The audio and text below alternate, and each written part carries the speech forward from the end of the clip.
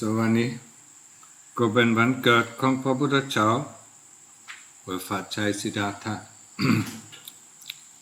วันตรัสรู้และวันปรินิพพานและของเราเป็นชาวพุทธ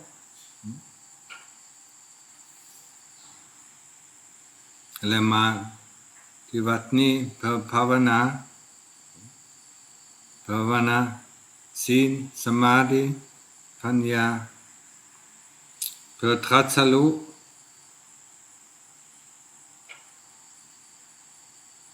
ระลึกพระพุทธเจ้าหาทางออกจนได้แต่ของเราอยู่ในความมืดของเรายังหาทางออกไม่ได้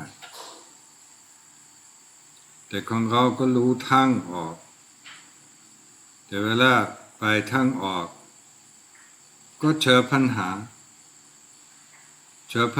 หลายอย่างความไม่สะดวกความไม่สบายความง่วงนอนความไม่ชอบหลายอย่างความเจ็บความปวดนี่ทำให้เราเดินไม่ก้าวหน้า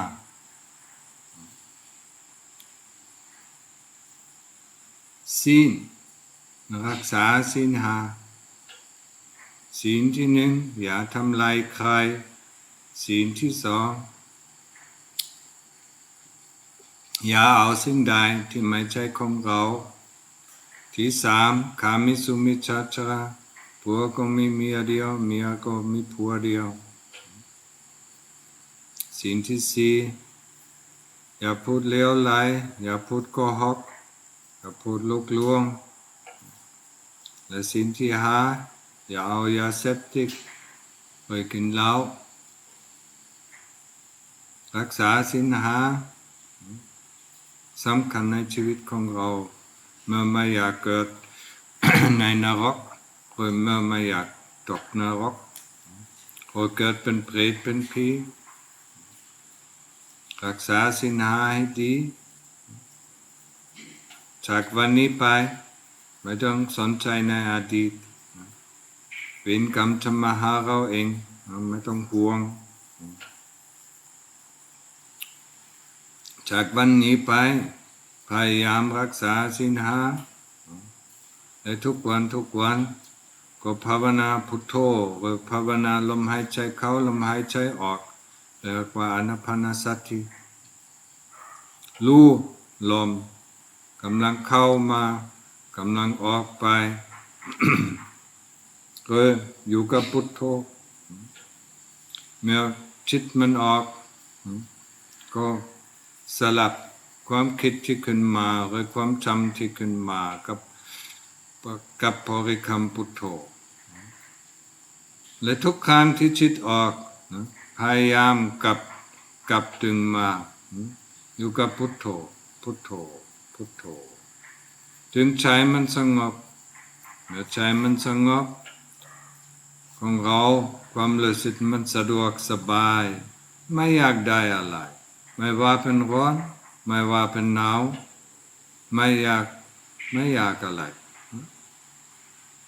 แต่เมื่อไม่อยู่ในสมาธิความอยากขึ้นมานี่ก็ไม่พอใจโน่นก็ไม่พอใจนั่นก็ไม่พอใจอยากได้นี่อยากได้เปลี่ยนนี่อยากได้เปลี่ยนโน่นแต่เมื่ออยู่ในสมาธิเมื่อจิตอยู่กับตัวอยู่กับอารมณ์ลมหายใจก็อยู่กับพุทโธจิตไม่อยากได้อะไร มันสงบมันสงัดมันดีใจพอใจพอใจทุกสิ่งทุกอย่างและแค่นี้ก็นั่งภาวนาก็เดินจงกรมอยู่กับพุทโธก็อยู่กับลมหายใจและจิตไม่อยากได้อะไรพอใจหมดแค่นี้เองแต่ของเราเดี๋ยวง่วงเดี๋ยวเจ็บความปวดขึ้นมา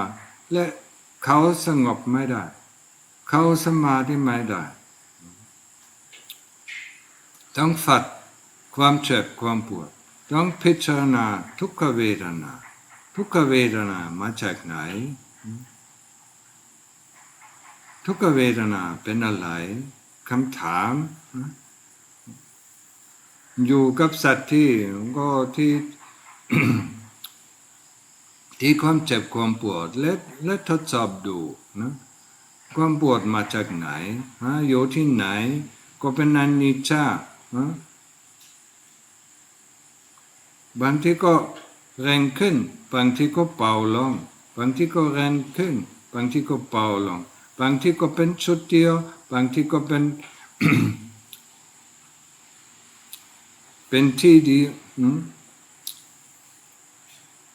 แล้วดูมองดูแล้วเวลามองดูเมื่อสติดีแล้วมองของเรามามองความเจ็บความปวดนะแล้วถามดูอยู่ที่ไหนอยู่ในผิวหนังตั้งแต่เกิดมามีผิวหนังทำไมเดี๋ยวนี้เจ็บอยู่ในเนื้ออยู่ในเส้นอยู่ในเอ็นอยู่ในกระดูกตั้งแต่เกิดมาของเรามีกระดูกแต่ของเราไม่ได้เจ็บตลอดเวลาทำไมเดี๋ยวนี้มันเจ็บ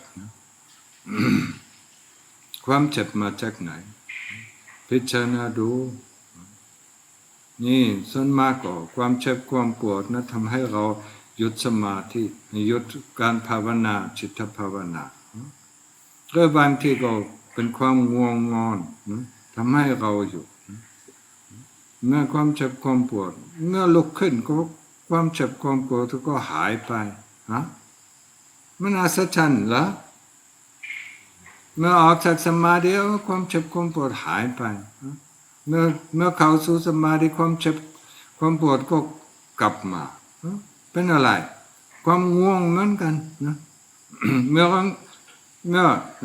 กำลังภาวนาจิตภาวนาพุทโธพุทโธพุทโธน่าเบื่อก็ง่วงนอนขึ้นมานะแล้วออกจากสมาธิแล้วสนใจเรื่องนี้เรื่องโน้นก็ไม่ง่วงนอนแล้วความง่วงนอนมาจากไหนของเราต้องพิจารณาดู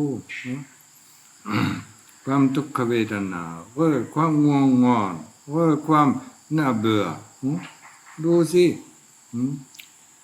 นี่ทำให้เราก็เข้าสู่สมาธิไม่ได้เมื่อเข้าสู่สมาธิได้แล้ว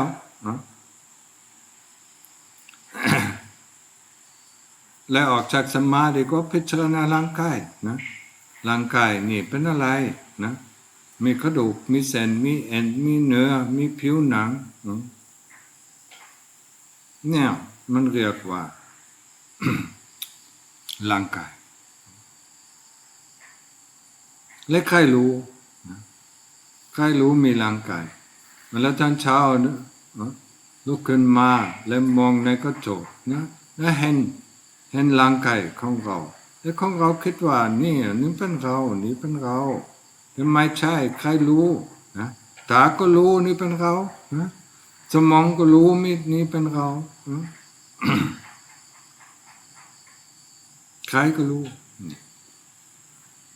เมื่อฝึกสมาธิแล้วนะความรู้ขึ้นมาแต่ความรู้ไม่ใช่อยู่ในขันธ์ขันธ์ห้าก็เป็นรูปเวทนาสัญญาสังขารวิญญาณนะความรู้มาจากจิตใจและจิตใจไม่อยู่ในขันธ์ห้าจิตใจอยู่ใน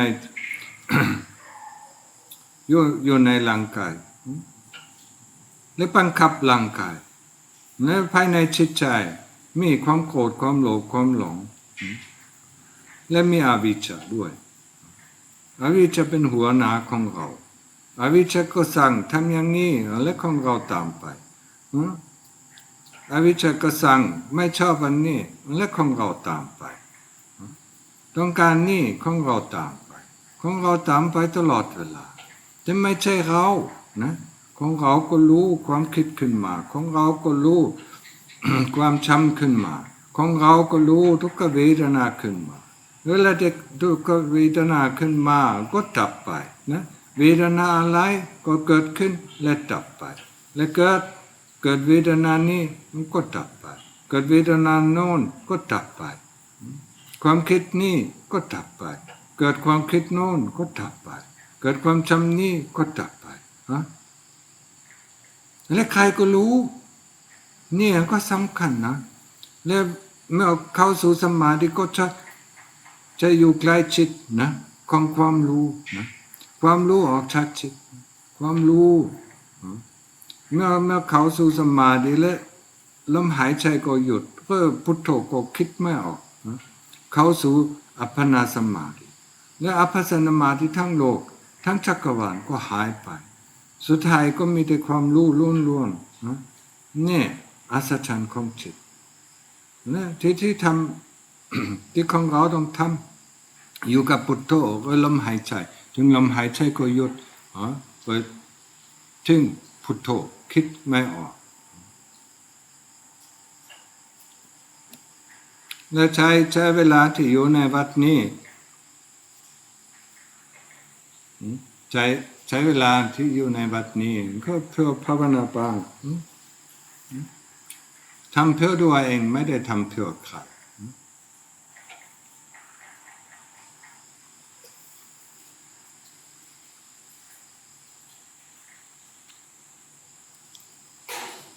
เข้าใจไหมบางวันเข้าใจบ้างแล้ว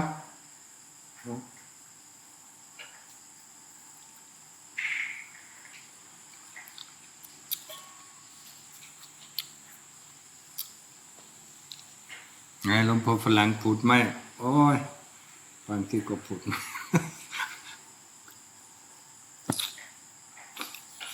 โอเคพูดภาษาอังกฤษหน่อย so today is the day of the birth of the Prince Siddhartha his enlightenment when he became the Lord Buddha and his Parinibbana, so his passing away and entering Parinibbana. And we should take our time, and we should do our reflection, what kind of effort and determination the Lord Buddha put into finding the way out, finding the way out of the cycle of birth and death. In the beginning, he didn't even know. I mean, he was raised as a prince, with all the pleasures and all the funs of the palace. Yeah. But sooner or later, after he got married, he became more curious, about the world outside of the palace. Yeah. So he went out. Yeah. One time he went out. Even though he was not supposed to go outside of the palace, but he went with his driver, went out, and saw people, old people. And he has never seen any old people, in this palace, because, in the palace there were only young people, So he went out and saw these old people and he asked his driver, does everybody get old? And the driver said, yes, everybody gets old. And the next time he went out, he was still interested, what is going on in this world. He saw a person die. And then he asked the driver, does everybody has to die? And the driver answered, yes, everybody has to die. We are born and everybody has to die. And the next time when he went out, he saw a person who was sick, who was very sick. And then he also asked his driver, does everybody get sick? And then driver answered, yes, everybody gets sick. So we are born, we get sick, we get old, and we will die. And that is what the Lord Buddha realized. But then, on the last trip, he still was curious about the world. On the last trip, he saw a recluse, a samana. He saw a recluse. And that gave him the idea. He saw somebody that doesn't live the life of any ordinary people. Because even when he's in the palace, they go after their their work, they go after whatever they have to do. In the world, they go after their work, either farming or selling or whatever, or governing. But this person, was wearing simple robes, walking barefoot. It was something different. It was something that he has never seen before. And so he was curious about, these kind of people. Why don't they live in the world? The world is so much fun, according to him, in the palace, of course.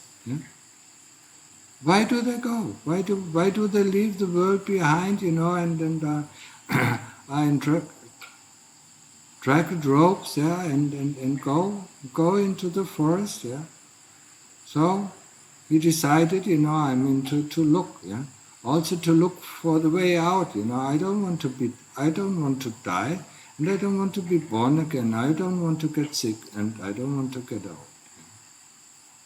So he went out, and after 7 years of very strenuous, fasting, and then after that, he said, "This is not the way," He took a bowl of milk rice, and then contemplated. Most probably contemplated the 5 khandhas, the body, feeling, memory and association, thoughts and consciousness. And then he became enlightened. And once he was enlightened, or he found the way out of metaphor and compassion for his fellow beings, he started to teach the path to the end of dukkha, to the end, to the out, to nibbana. And we are so fortunate to be able to hear that. We don't have to live at the times of the Lord Buddha to be able to hear the 4 Noble Truths. The first Noble Truth of dukkha. And we know dukkha. When we get up in the morning, we don't want to get up. When we wake up in the morning, we don't want to get up. It's already dukkha. The next thing, then we don't feel comfortable, we feel hungry, we want to eat something. It's already dukkha. The dukkha of hunger. Then the dukkha of tiredness, the dukkha of thirst. And when we get sick, of course, that is much, much more dukkha.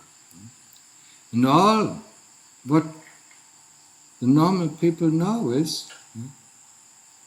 how to get rid of this dukkha.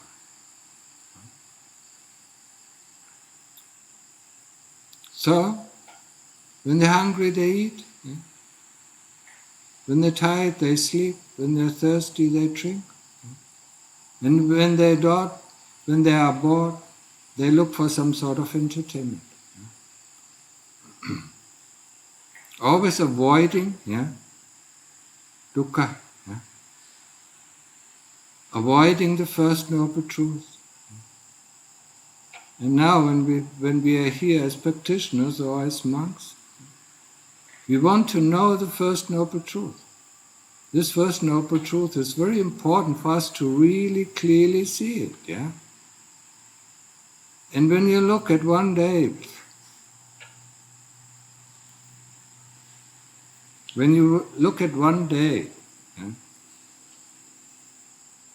you will notice that lots of times you don't want to see the dukkha.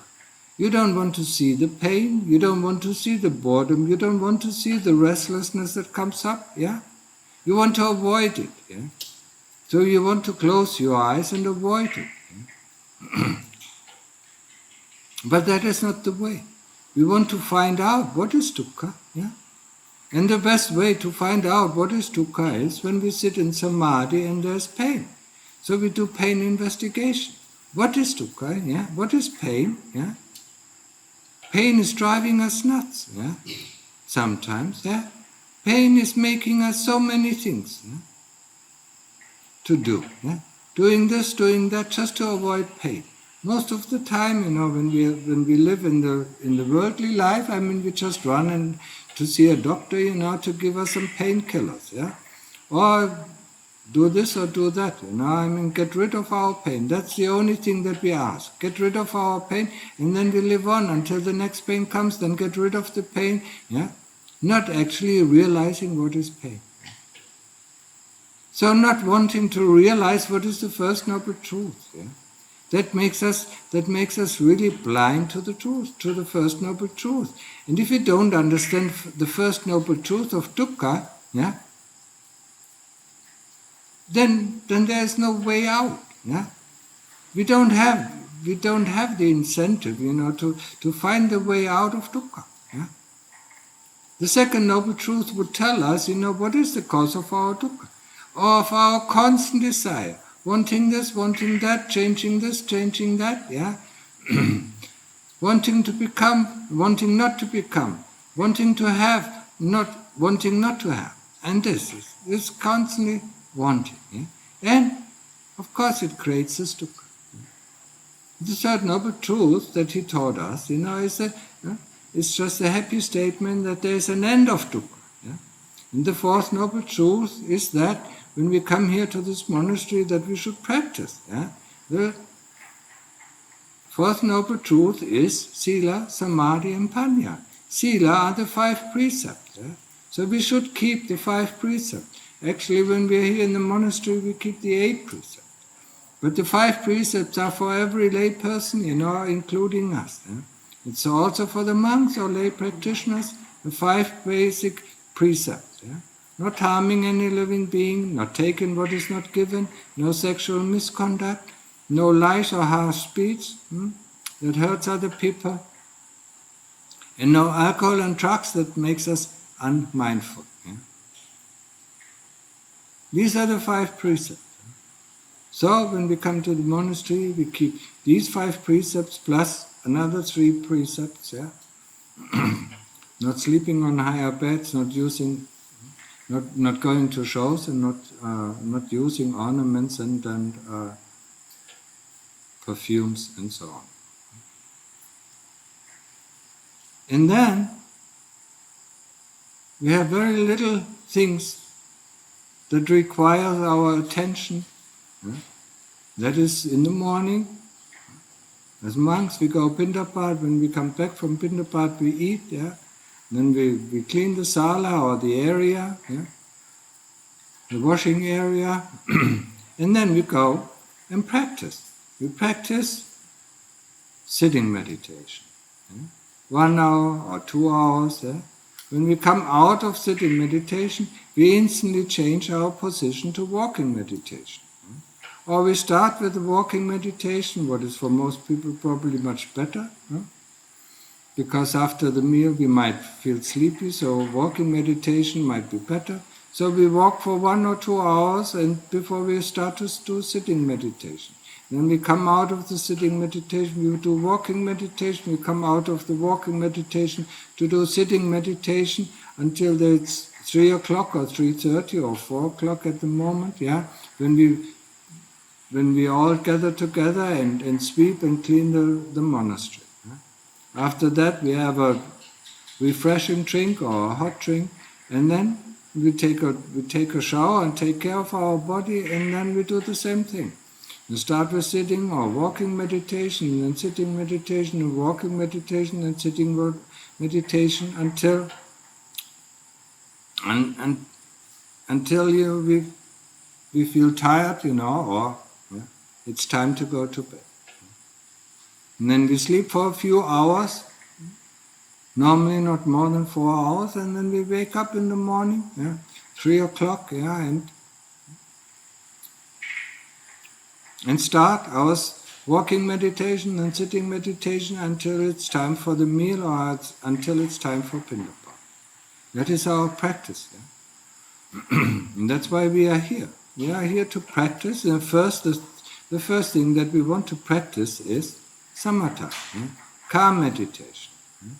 Getting the mind calm, using anapanasati, observing the breath at the tip of the nose, going in and going out. Knowing that the breath is short, knowing that the breath is long, knowing that the breath is deep, knowing that the breath is shallow, knowing that the breath is rough, or knowing that the breath is smooth or subtle. That's all. So there are two things that we train with samadhi. It is the concentration on the tip of the nose, and it is the knowingness of how the breath is actually. The same when we do the Buddha, we do the same thing. We concentrate on the Buddha, and then we know, is the Buddha fast, is it slow, is it deep, is it shallow, and so on. Is it at the beginning, is it in the middle, or is it at the end? So we train, with the training of samadhi, we train two things. Concentrating on one object, and knowing what happens to this object that we observe. It's an observation, It's not forcing the object, to be in a certain way, like lots of people do. They're forcing their breath to be calm, That's not the way, We want to just to know, we want to observe, And if you don't understand the word observing, we are here in the forest, Observe some. You can observe the squirrels, you can observe the ants. You can't change them, behave them in a certain way. All what we need is, we concentrate on the squirrels or on whatever animal, maybe on the birds, maybe on the squirrels, maybe on ants or other things, And then we observe what is going on with this animal. That's how we should observe the breath. But we focus, with the breath, just like we focus on the animal, we focus on the tip of the nose where the breath is strongest. And then observe it. And just know, how is the breath? Or now, know, how is the Buddha? That is the training of samatha. Until we get calm. And whenever there is a thought, we replace it, with the Buddha or with the attention on our breath, That's it. Very simple instruction. Yet so difficult to do. We love our thoughts, we live in our thoughts, we live in our imagination, we live in other worlds, and we don't want to realize, just like I said in the first Noble Truth, we don't want to realize what is actually going on in this present moment, Because if we know, if we are with the heart, or if we are with our breath or with the Buddha, we know what is going on in our heart. How can we not know? That is the training. Being really with the breath or being really with the Buddha until the heart calms down. And when it calms down, it will more and more know what is going on in the heart. It will catch the intention to form a thought. It will catch the intention, to form a memory. And it will know if there's a Vedana, if there's a feeling coming in or going out. It knows everything. How can we not know? We don't want to know, and that shows us when we look at one day, we just don't want to know what is happening. We just go along our walking path, Buddha, Buddha, Buddha, Buddha, Buddha, Buddha, Buddha, as long as we do it, No, we have to know the Buddha, or we have to know the breath. Until the mind gets completely calm. Once the mind gets completely calm, we realize that the second Noble Truth, we realize when there's no more thoughts, when there are no more memories coming up, there's no desire. Yeah? So we entered samadhi. We entered upachara samadhi. There's no more desire. We are completely satisfied. Yeah? We don't want anything in this moment. Yeah? The moment we get out of samadhi, or like I say, we get out of our safe house, yeah, then the wanting instantly starts again. For the time, when we are in upachara samadhi, or in the safe house, yeah, the kilesas are waiting patiently outside, yeah, because they cannot enter it, yeah. They have no right to enter. Yeah? They don't have the password, to enter the safe house. Yeah? So they wait until we come out. Once we come out, they take hold of us, and then our desires, wanting this, changing this, wanting that, yeah, not liking this, not liking that, comes back again. So samadhi is just a rest, from the kilesas. We're going to our safe house, and resting and making the chitta firm, yeah, and concentrated. And so when we come out then of samadhi, we start to investigate. And we start to investigate the body. What is the body? We are born in the body, we get old in the body, we educate, we train the body for 15 years, then we can use it, at full speed, for 30 years, and then it gets old, it gets sick, and then we wait to die.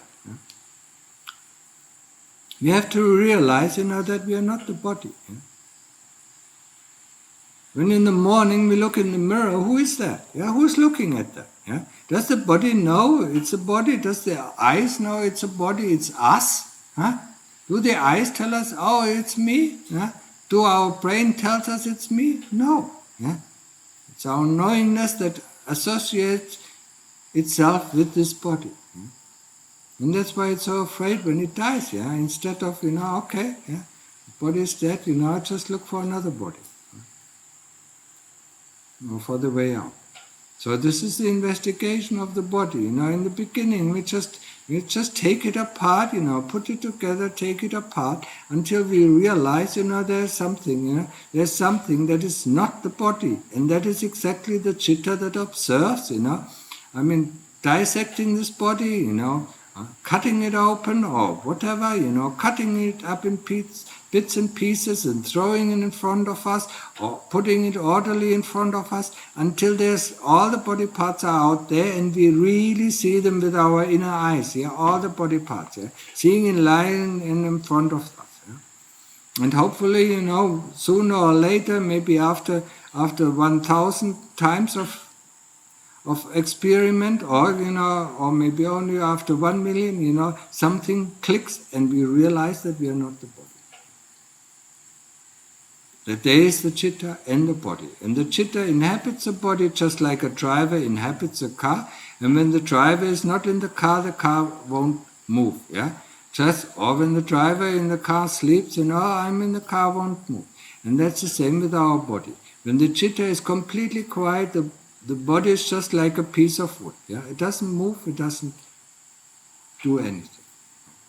And there's no desire to do anything. Yeah? There's no pain, there's no feeling. Yeah? When we actually go into deep samadhi, the whole universe disappears. Yeah?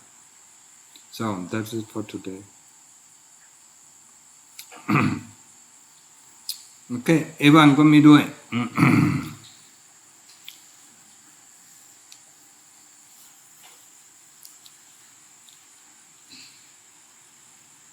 But that wasn't a good idea to put on the slide, yeah?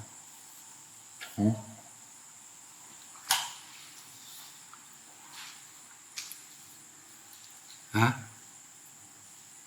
Disturbing. Okay? Pavana? The same? Yes. Linda? Yeah. ญาติที่เกียจขี้คร้านฮะไม่ตุ้ยฮะเลยอยากคุยกันฮะเดี๋ยวนี้ไม่ได้ภาวนาเดินชงกรมนั่งสมาธิฮะเข้าใจ ใช้โอกาสนี้ก็เป็นประโยชน์นะ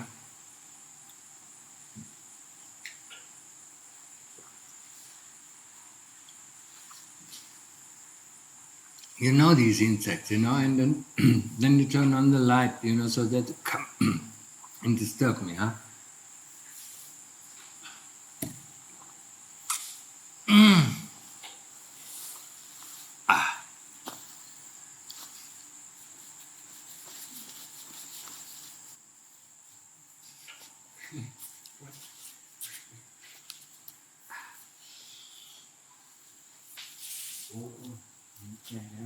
Oh, a egg. Huh? Yes. Someone from Brunei. One woman from Brunei. Oh. We put the money in. Okay. Okay. I just said it. Oh. Like, เพราะนั้นมันเอียง Oh, it's being nice. Oh.